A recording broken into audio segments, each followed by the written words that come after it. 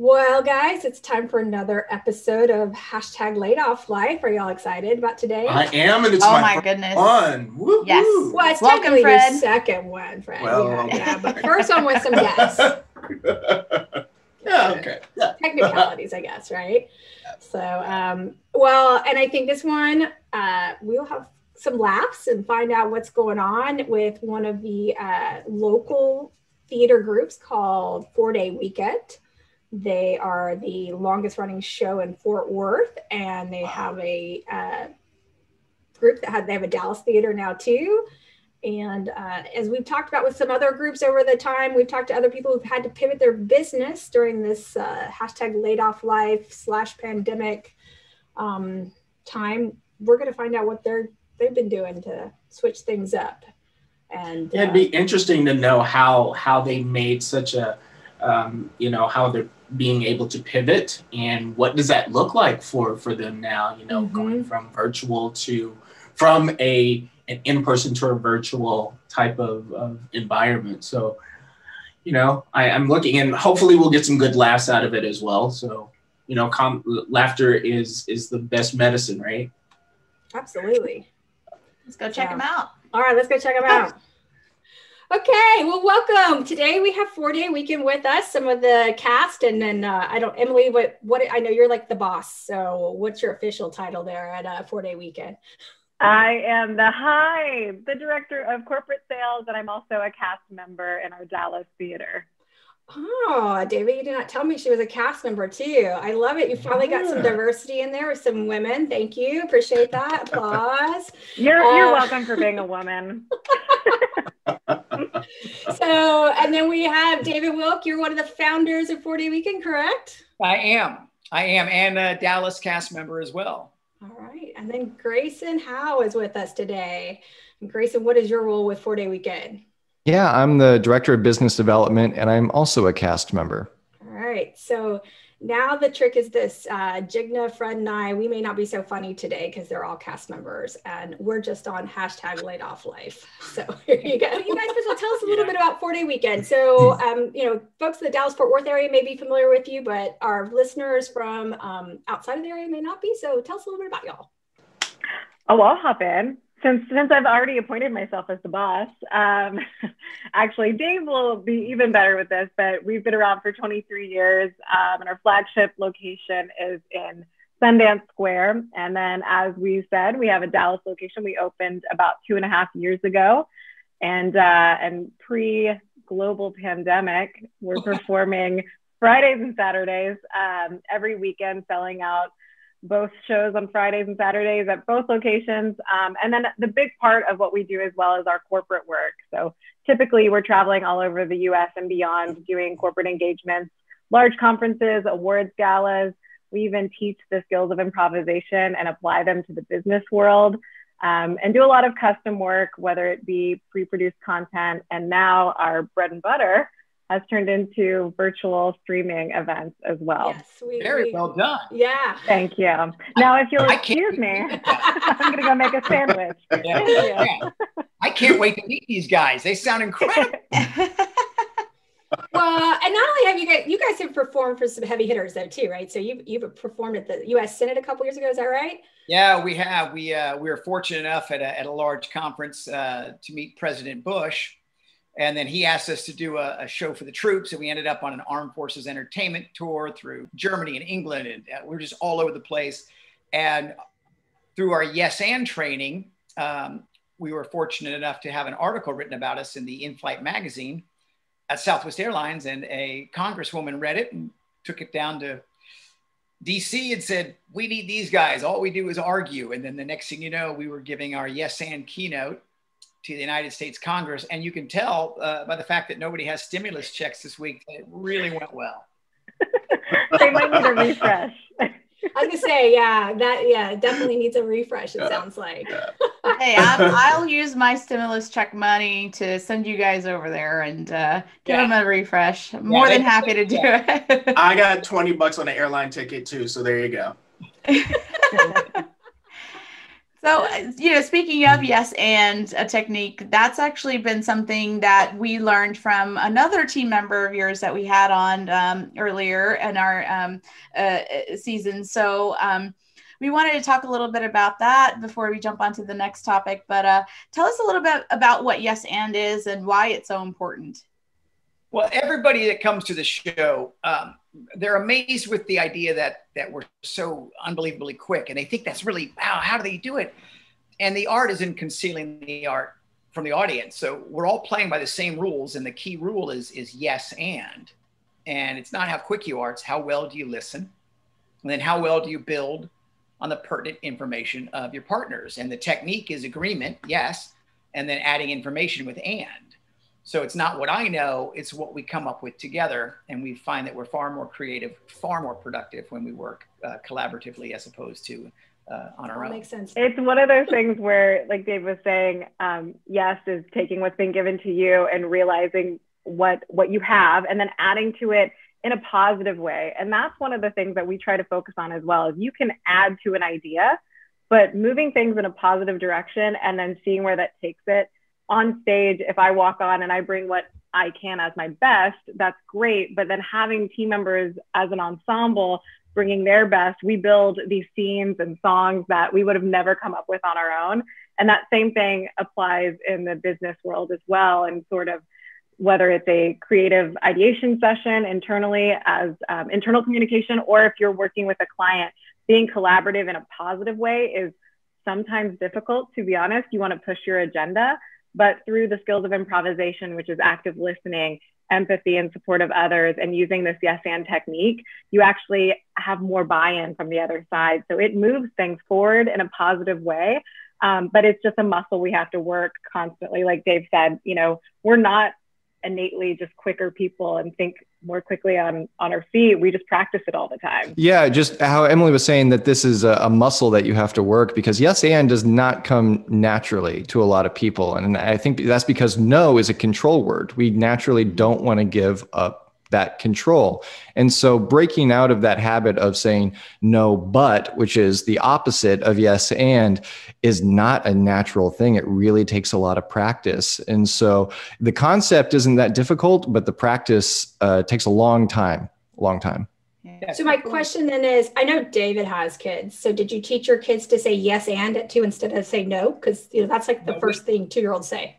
Yeah, let me address all the parents out there. Like, we are a yes and family. We try to look for yes and solutions. And as a parent and as a husband and as a business owner, we understand that there are times you have to say no. But what we've done is we've really trained and worked on our brains to be a considerate no, to where we really take all the information in. And if there's no other options, then we'll say no. But we look for a yes and solution.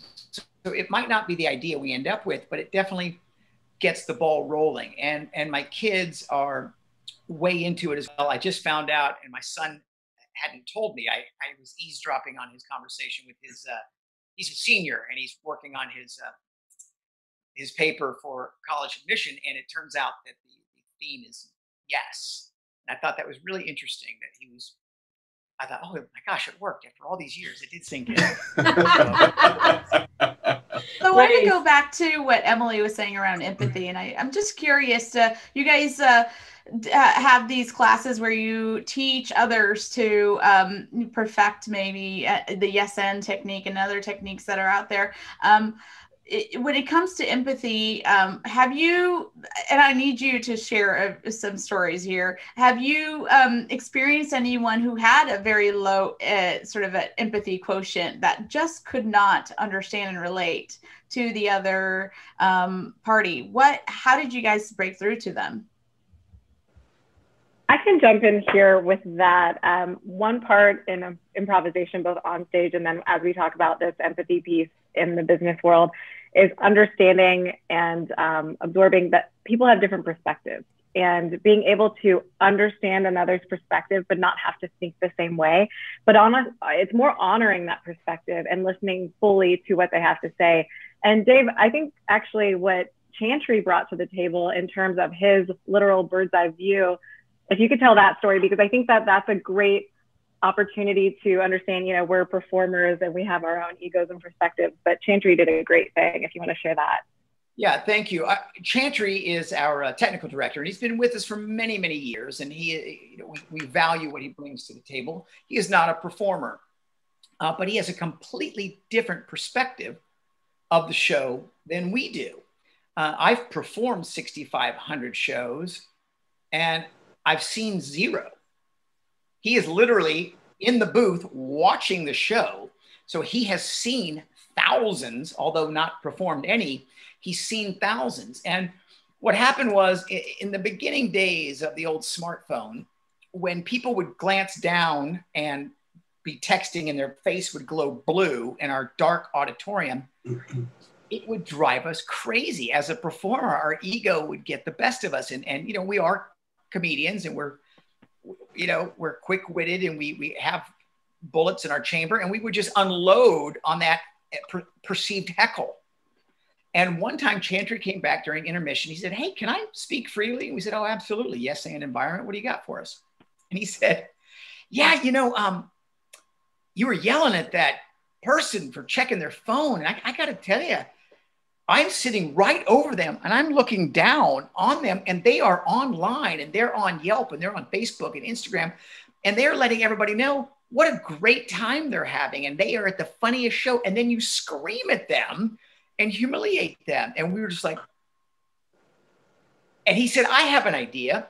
Instead of getting mad at them, why don't you encourage them and say, look, we all know you're going to be on your smartphones.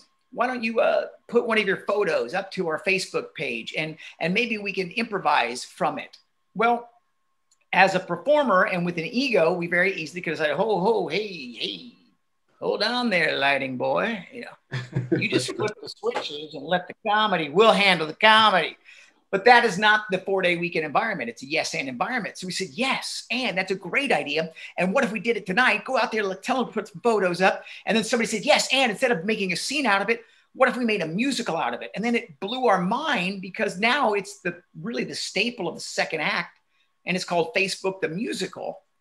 And the happy accident of all of it is our social media numbers spiked and exploded, encouraging everyone to be on their phones and submit things to us. And that's what helped us seal our book deal, because we were a local act at the time.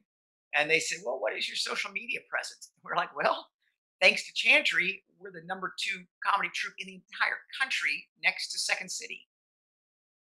So I think honoring that perspective and realizing how powerful of an impact it made on us, and we very easily could have dismissed it, that's a testament to being yes and people and working in a yes and organization.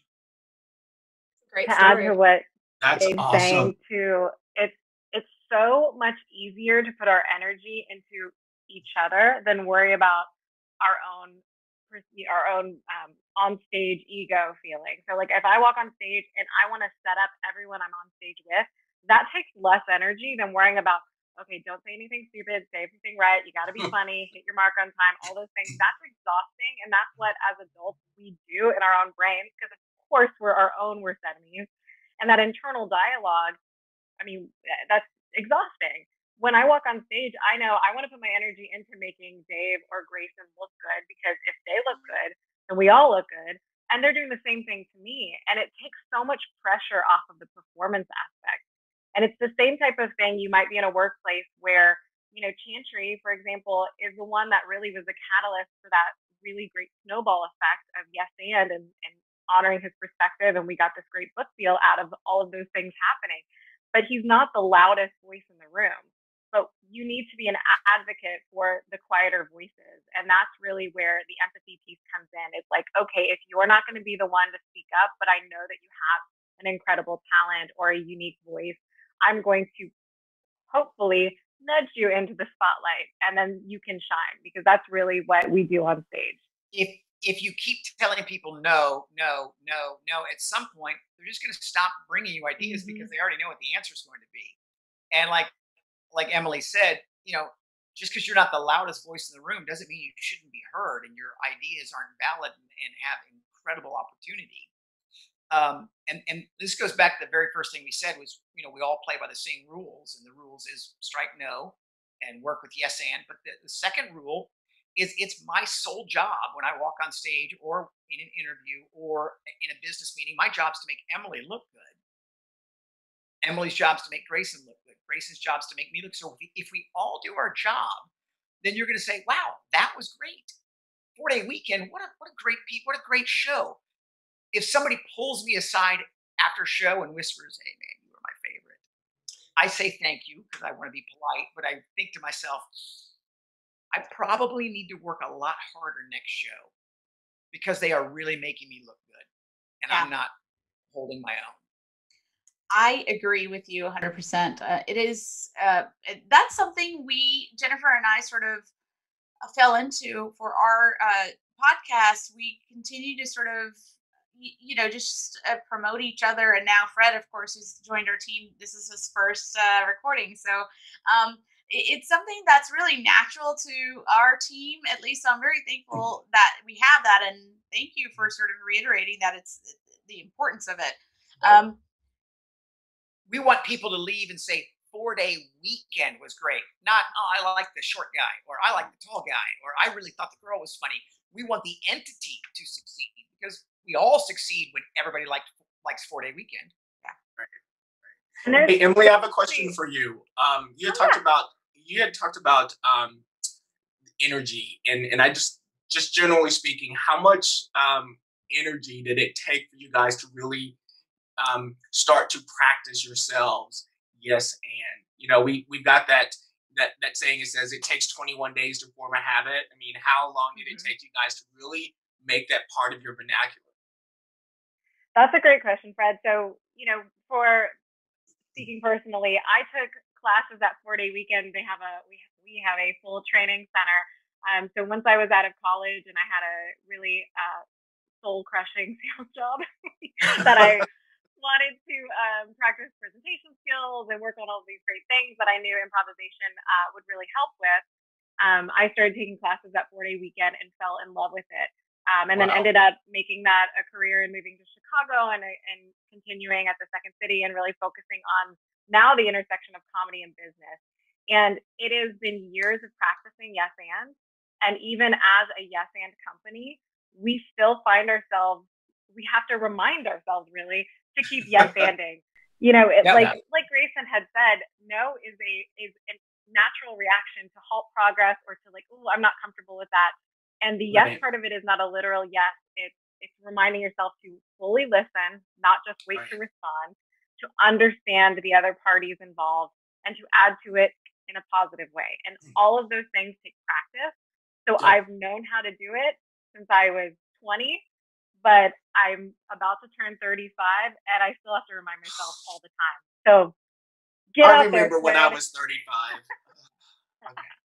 I think part of it too is the natural reaction, making that the first choice. What I love about the Chantry story is that there was the yes of we should do this and not heckle the people that are supporting us. But the and to that was, and we're going to implement it tonight. That immediate implementation makes all the difference in the world, because if you sit and you think on an idea for too long, you can come up with a myriad of reasons not to do something. But it's that trust to move forward. And I've seen that time and time again with 4-day, where there's a great idea. Sure, it's present over perfect. We just need to get it out there. We can build on it, but we can't build on something that's never been implemented. We have to make that choice in the moment. And it's a really difficult exercise in trust with the people that you work. You have to trust the people you work with for it to work. So it makes me wonder. So we have a future episode coming up that we do with the neuroscientist, Dr. Patel, and he talked about that. Is it the amygdala, right? The reptile brain. It makes me wonder if improvists have a smaller reptile brain and more human brain, portion up here, because that's where he's saying that's why you go to the reasons why you don't want to do something or stop something and protect yourself. So maybe you're more evolved. We have really large brains as improvisers. They're huge, wonderfully large. You get that a lot. Very different than everyone else. Those helmets just don't fit right. Those hats are just not. This brings to a point though, because your listeners or your viewers, they may be saying, "Oh God, it's like that Jim Carrey movie. You can't say yes to everything." So I have to add a third rule. So we strike the word no and replace it with yes and. We make each other look good. But the third rule, and to me it's important, is we work at the top of our intelligence always. And if we make a mistake, it's not a mistake, because in our world there are no wrong or bad ideas. There are only higher and lower percentage choices. But if somebody in our organization makes a low percentage choice, they're not going to be punished for making a mistake, and they're not going to be ridiculed. What they're going to be is they're going to be supported, and they're going to be yes-anded. And what we have found are sometimes those lower percentage choices, when yes-anded, become these amazing out-of-the-box ideas we never would have come up with had we dismissed it as a no early on. So we work at the top of our intelligence. I would never say anything dangerous or embarrassing to Emily or Grayson or to any 4-day cast member or employee, knowing that they have to say yes to it. That's not making them look good. Now, if I accidentally do that, I know I have the trust of my team that I made a low percentage choice. It was not malicious, and I didn't do it to hurt you or to make you, feel bad. And once you can get to that place, it's amazing. I'll call Grace and I'll call Emily and go, I have a seed of an idea and I need you to yes and me. And we'll just let it roll and roll and roll. And we're getting ready to do our next virtual show, October 24th. And the ideas that are flying around for this show are so silly. They're so out of the stupid. box. I have yet to hear the word no. And you should see, I was like, I got to get it going. We're like, let's do this. All of these That's awesome. Scrambling, and no one said no. We're like, yes, and then someone will build on it. It's even better, So it may not be the idea we go with, but it really gets the ball rolling. And the beautiful thing about ego to ego is, the best idea wins. If it's not my idea, it's okay. This 4-day weekend's going to look great with you utilizing that idea. That would hurt my ego so much. If it wasn't my idea. That can't happen. No. This is a no. It's a hard no. We'll work on you, Jigna. We'll work on you. So, Emily, David, Grayson, thanks so much for telling us more about 4-day weekend and the concept of yes and how that works. And there's some things I think #LaidOffLife team has already just learned for us to practice on. So I want to focus though more now, as Jigna, Fred, and I are in this Laid Off Life, and we also all three worked in events and live training and all that kind of stuff. And so we're similar. We know the pain that's happening out there with the hospitality, entertainment. I'm sorry, what's going on?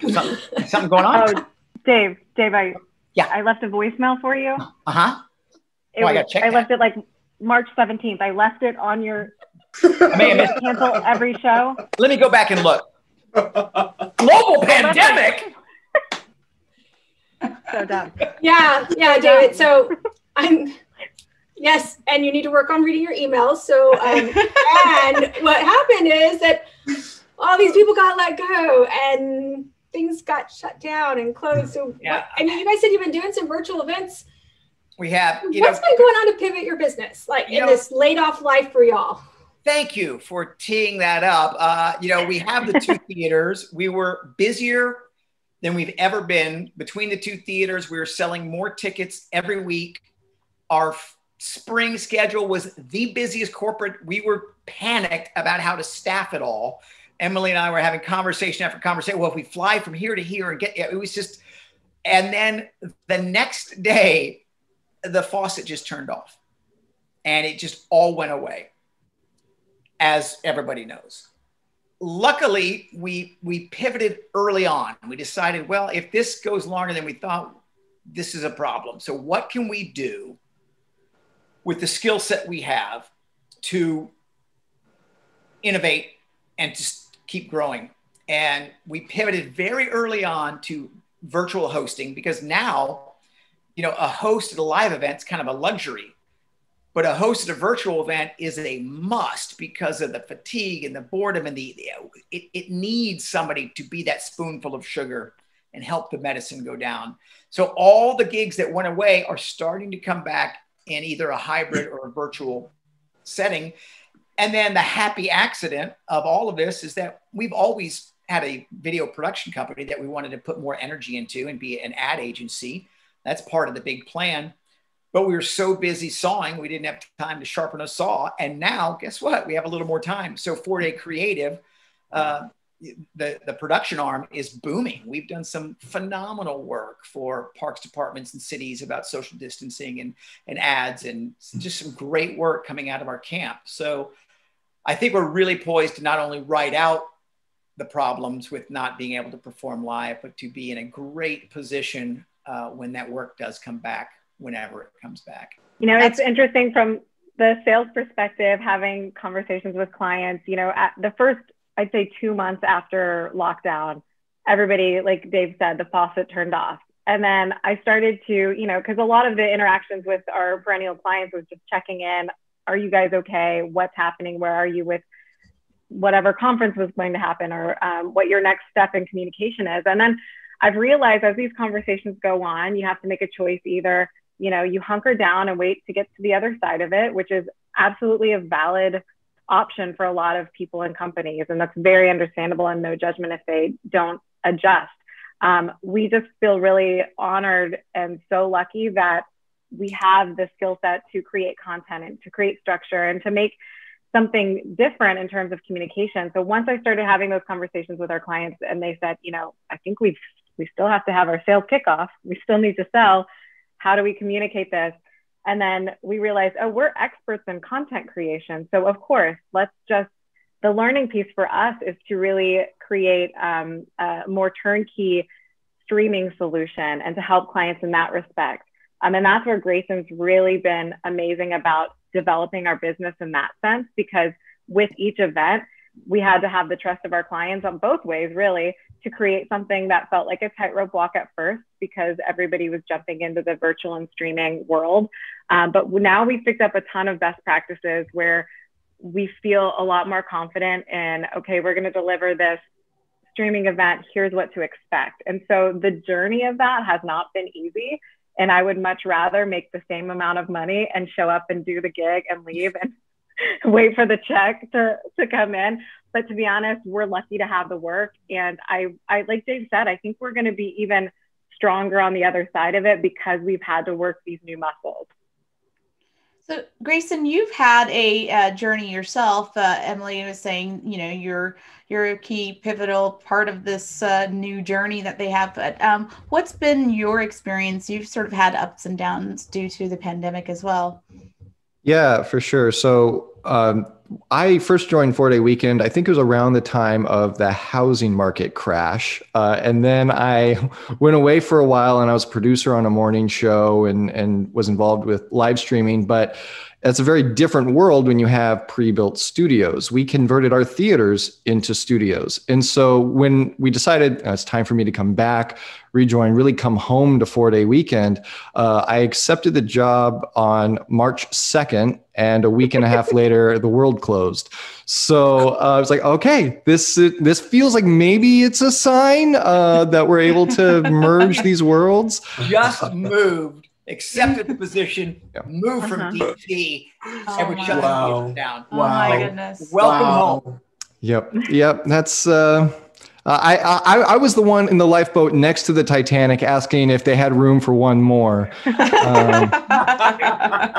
But it's worked. It's been really great. And I think the exciting thing has been the problem solving element of it, you know, combine it with our philosophy for how we develop products and develop content. It's been a really encouraging experience. And a lot of it feels like we're building the airplane in the air, but it always lands. And it's been a really great, you know, process so far. Challenging, but encouraging. Speaking of encouraging, how do you guys keep yourselves motivated? I mean, you're obviously funny, you're quick-witted there. At that point, you know, how do you keep people going? Because you step out of the world of improv and in the world of, I don't know, comic relief, for lack of better words. How do you keep everyone else motivated when you got so much noise around you of, I don't know, negativity, so to speak? Yeah, I think a big part of that is relinquishing control. Like we said, no is a control word. And it was so tempting, especially early on, to really have complete control over every aspect of these productions and this new thing. We had, we were so practiced in the way things used to be. Everyone was really fighting to learn at the same time. And we found that we were at our best when we just opened the floor to ideas. It's the Chantry story all over again, like bringing in ideas from everywhere to make it work. And it's been fascinating to see how these little pockets of experience throughout cast and crew have made all the difference of the world of, oh, I know how we do this one little thing. And then it becomes a staple in the virtual shows. And I think that's where a lot of the encouragement comes from, the positivity, knowing that it's not on one person's shoulders, that we're all bearing this burden together. The 4-day weekend cast, they're the funniest people I know and the funniest people I've met. So no matter how difficult to structure the situation or how dire it seems, it's just a matter of moments before we're laughing about something, There's no too soon. Right. Yeah. Hashtag too soon. It's just, we always say nothing can stop us now. And now it's like, nothing can save us now. I mean, we're going to, we're a jet ski. We're a small enough organization that we can pivot very quickly. We're not a big tanker that takes a long time. We're like, we're going this way. That's not working. We're going this way.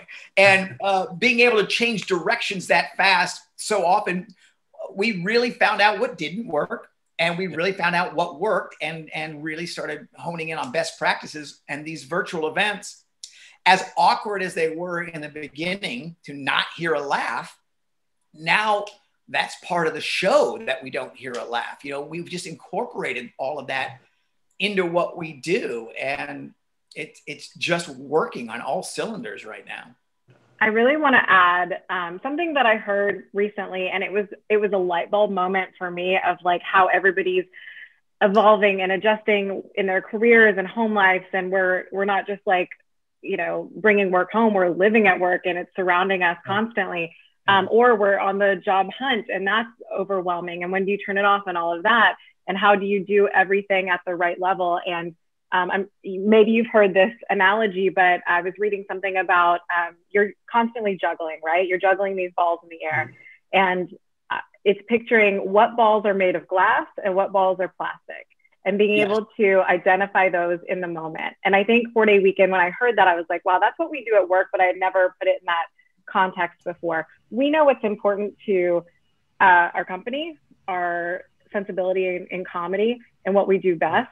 And then what things, what might be a lower percentage choice or a break in the routine that might be perceived negative. That's a plastic ball. It might fall, but we'll learn from it. And sometimes, as Dave mentioned before, that low percentage choice gets yes-anded into something even more outside the box and creative.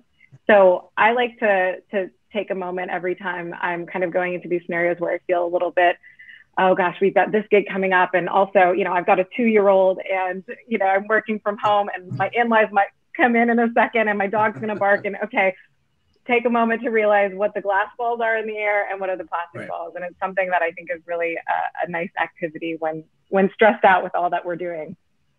True. Emily, I love that analogy. And I know we talked about this probably 3 months ago. Emily, she's such a pro and she's such a great ambassador for 4-day weekend.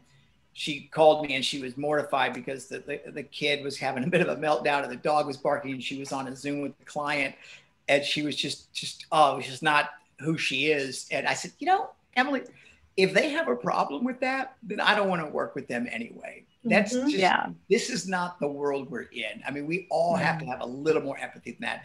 And if that's what sours the deal, then we didn't want to work with them anyway. It's funny, David, you should bring that up. I was watching Fox 4 News, probably about 6:30 or so, and they had a reporter shooting or giving her segment live from her house, and her daughter walks in. It's like, I want to go downstairs now. I want to go downstairs. So she's trying to give her 30 or her 2-minute spiel on what she had to talk, and she's trying to call the daughter. And then finally they kind of break away to an image and they come back and there's her daughter on the lap and she's kind of helping out.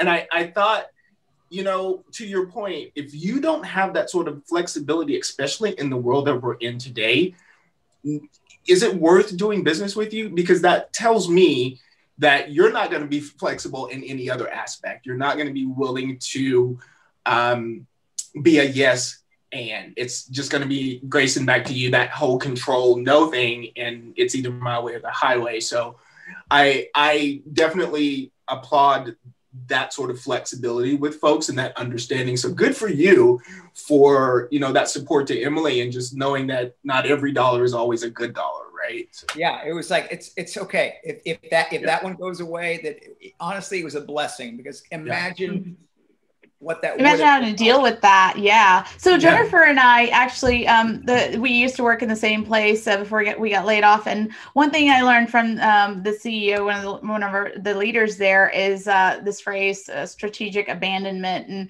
that's something I think we practiced it, but I personally never put a phrase or name to it. But it's so true, especially in this environment. You know, why bring on these stressors? Why bring on the pains of external factors? Because it's just bogging you down. So keyword or phrase of the day, strategic abandonment, right? Yeah, we've had, I think we call it strategic retreat. It's like retreat. It's like, yeah, let's just back that down. That's just, why do I think of Monty Python when you say retreat? Like, run away.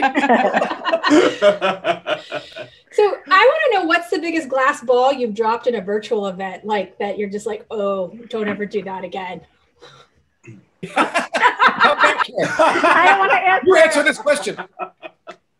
Yeah, the names have changed to protect the innocent. Yeah, we call those the Apollo 13 moments, and then we realize at least we aren't sending rockets into space, that's very good. Yeah, I think a lot of it comes down to, like, the biggest one.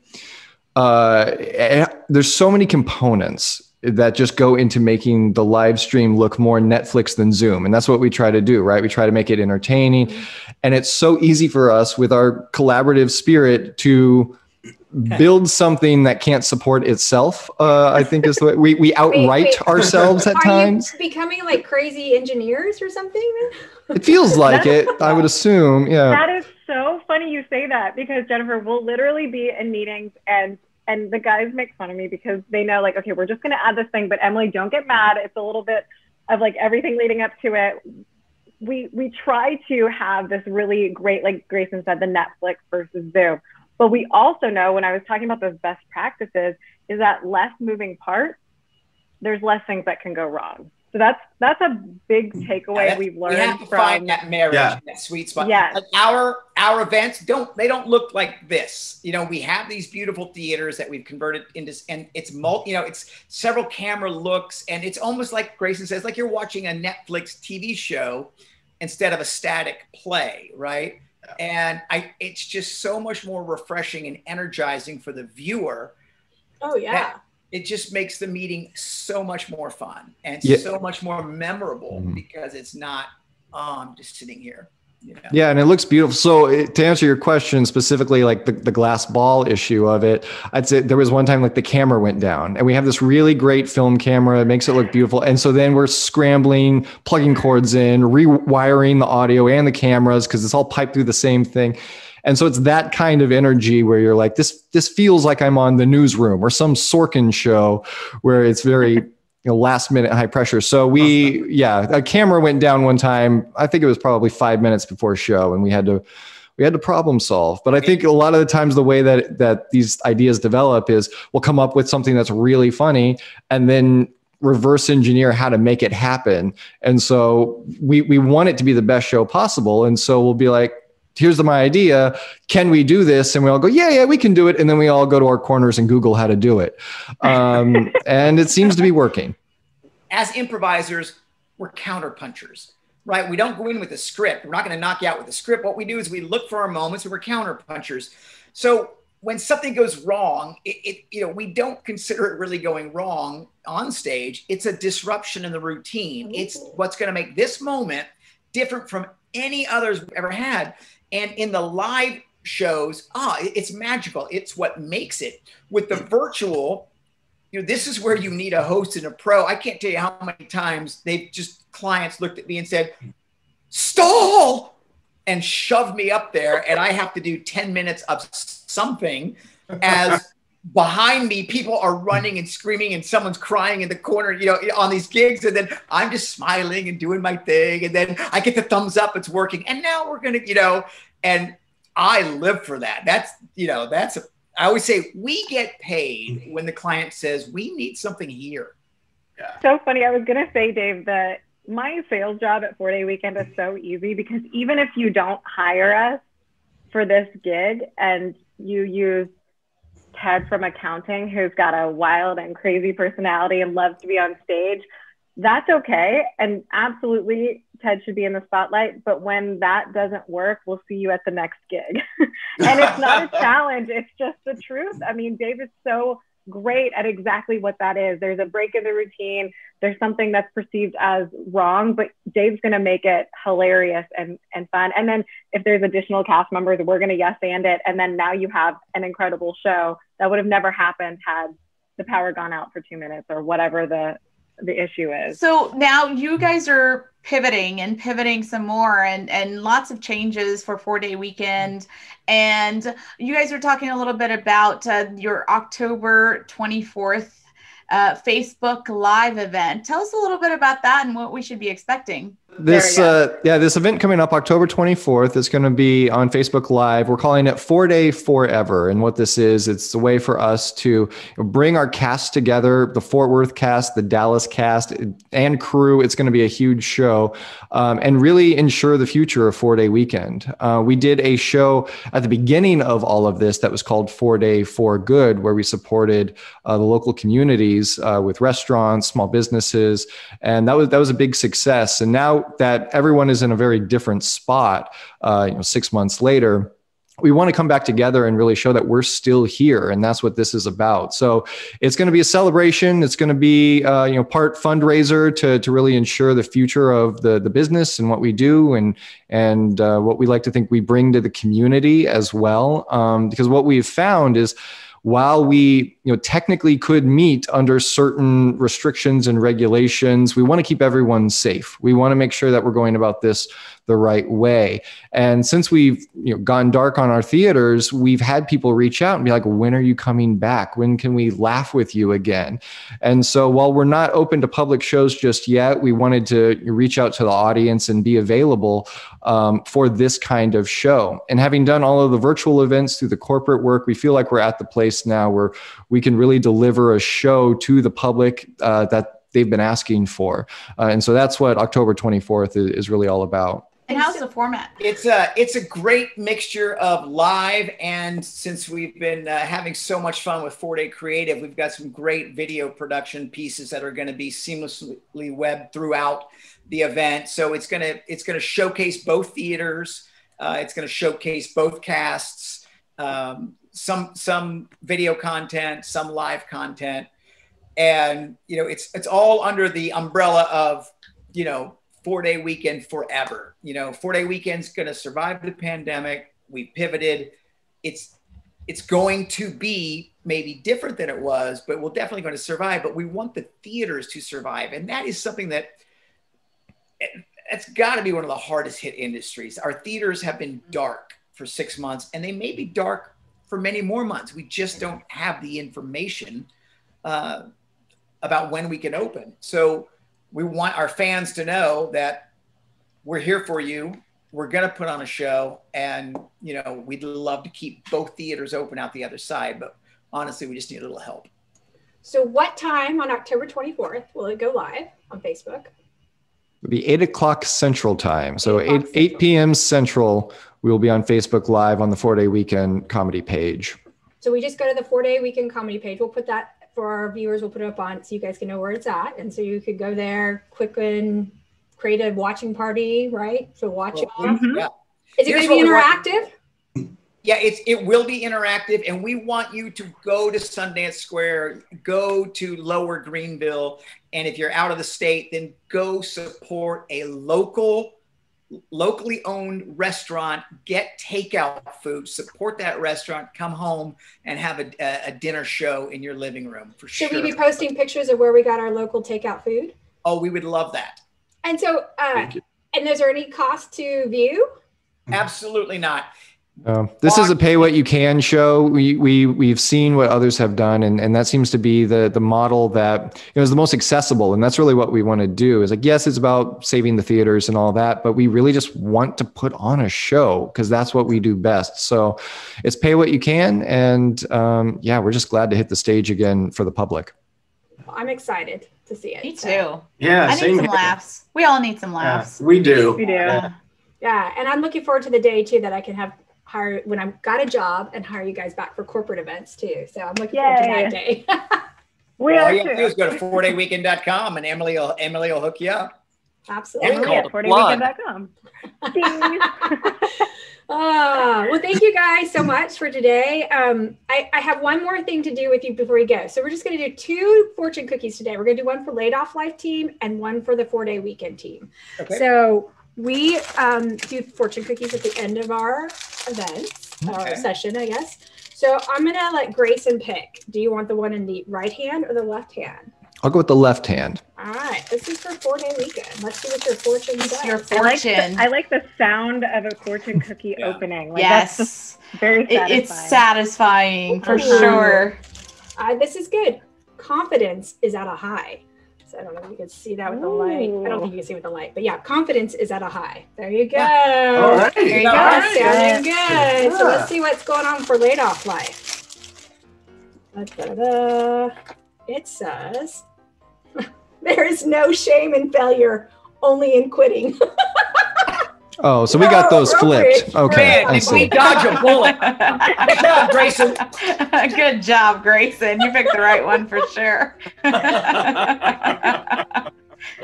not going to lie. My confidence is at a high now. Oh, my God. After that. Well, I don't know about that fortune of ours, but I think 4-day weekend team definitely hit the jackpot on their fortune for sure. That was so much fun. Wow, what an incredible story of being able to rise above and look at a challenge in a new aspect. Right? But what I love the most about that, one of the things to take away was like about the lower and higher percent of choices. Like there's no wrong answers, and I think about how they had to pivot. Like they talk about being on that jet ski and just move. Yeah. I think more companies, even if they're large too, need to learn how to embrace that, because I think the ones that are going to survive and come out of everything on top are the ones who learn to be quick and move and not have to wait for everything to be just perfect. Yeah. There's no time to be perfect anymore. The time you have is to get it done and move forward, and that's it. There's no perfect unicorn, right? Yeah. You don't like that choice, how it's going? Pivot. Do something different. Yeah, just keep doing it. Try it and move on, and try it and move on. And be yes move on. And how clever was it that he, David talked about how his children became part of the yes and that, his son is writing, his college entrance paper on yes, right? And I mean, talk about resonating just within the family. That's pretty good. That's awesome. Kudos to you. Good luck out there, kid. Yeah, something we can all learn from that, right? So it's time to work our muscle for yes and. 21 days, right? 21 days to form a habit. Yes. No, but we gotta go. Oh. All right, so where can you check us out at? That woid be on Facebook, as well as Twitter and LinkedIn and Instagram, as well as www.LaidOffLife.co. That's a CO. Check us out. Send us a message. We'd love to hear from you, and stay tuned. We'll see you later. Bye.